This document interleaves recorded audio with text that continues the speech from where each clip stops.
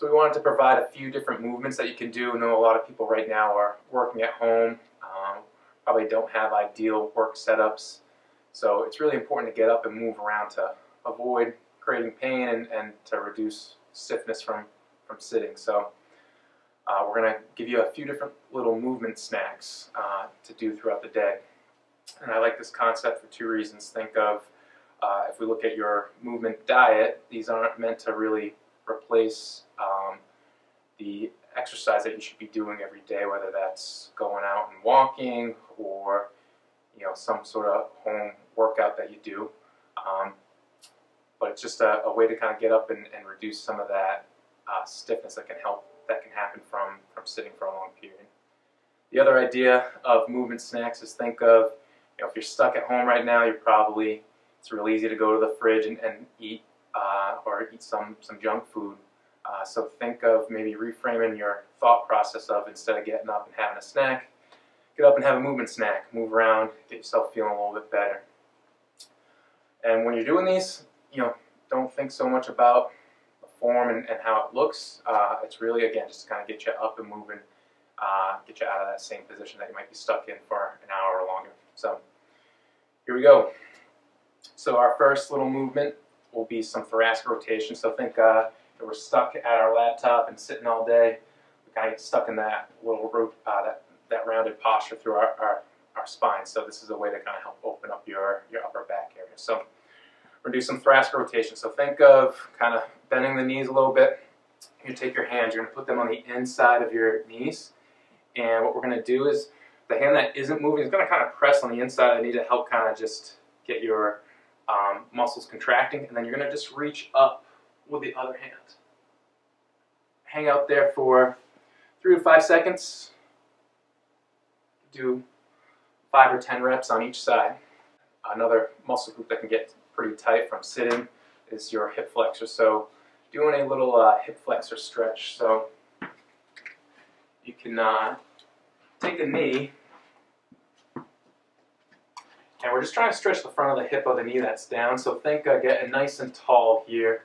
Back is flat, stomach's tight, and then tight through that glute on the knee that's down, just to help get a good stretch through here. So you can hang out and hold that stretch for 20 or 30 seconds, or you could even think of like kind of rocking in and out of it to get that, feel that good stretch in the front, open that hip up a little bit, hold that for like 5 seconds, and then move on to the other side.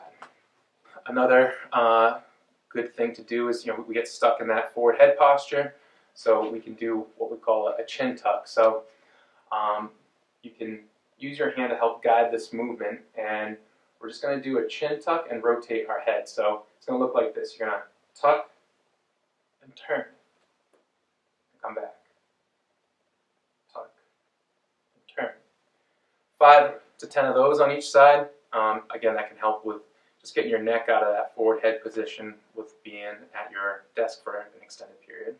The next thing that we can do is an overhead reach. So think of just bringing your arms overhead.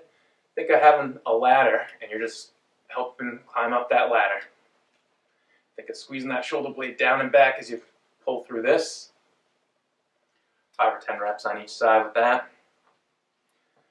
Next movement snack is think of a deep squat. So we can do this a few different ways. We can just kind of squat down and hang out in the bottom of our squat, kind of rock back and forth, kind of get a nice good stretch through your lower back. Think of picking your chest up. You can hang out here, or you can do repetitions of it. And we could also add that last one we did, get our arms overhead, and do a little overhead squat here. Is to kind of help work on some flexibility through your lower back. So I'm sure you've probably heard of like cat and cow, a popular yoga stretch. So you can do this one on all fours, or you can do it in standing. So in standing it will be like this, and you can kind of bend your knees, hands on the inside of your knees, and you can kind of round out your back, and then you can extend your back.